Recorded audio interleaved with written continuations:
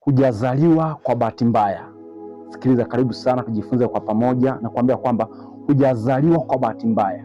Hajalishi unaishi mazingira gani, mazingira ambayo unaishi, hajalishi pozaliwa maneno gani ambayo yalizungumzwa, nikwambie hakuna ambaye alizaliwa kwa bahati mbaya. Mazingira ambayo unapitia, kuna wakati unaona kwamba mbona naishi kwenye maisha magumu sana, ukiangalia kana kwamba unaweza kufanikiwa au kuwa mtu mkubwa, nikwambie hujazaliwa kwa bahati mbaya.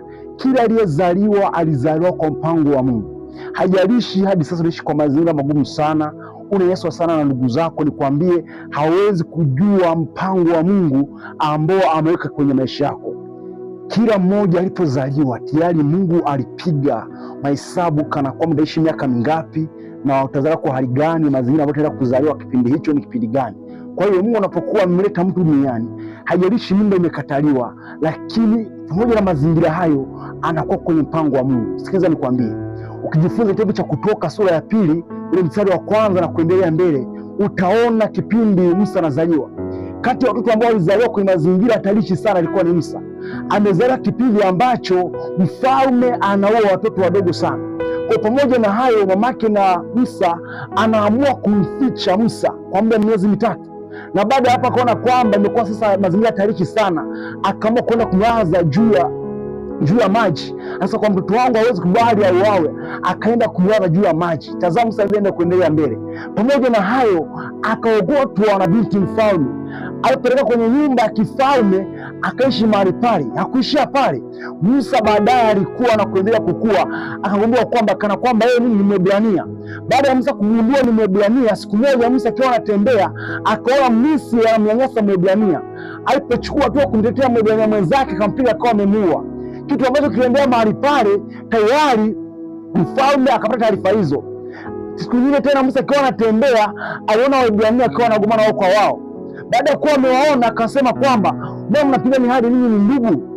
Wale watu wanasema kwamba wanataka kuniua kama mlimuua yule Misri na kumficha. Baada hapo Musa akaamua akimbie. Sikiliza nikwambie, mazingira ambayo aliishi Musa, lakini baadaye Mungu alikuja kumwandaa kuwa kiongozi mkubwa sana.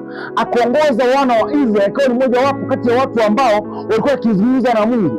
Kwa hata wewe kwenye mazingira ambayo unaishi, hajalishi ni focus gani unaweza na kuface, hajalishi ni challenge ambayo unakufocus ni challenge namna gani, kwenye mazingira yote ambayo unaishi, kumbuka kwamba Mungu anajua hatima yako. Kumbuka kwamba Mungu anajua kwamba huyu mtu anazaliwa kwa namna gani na mazingira ambayo anaishi anayajua. Kwa kumbuka kwamba hujazaliwa kwa bahati mbaya.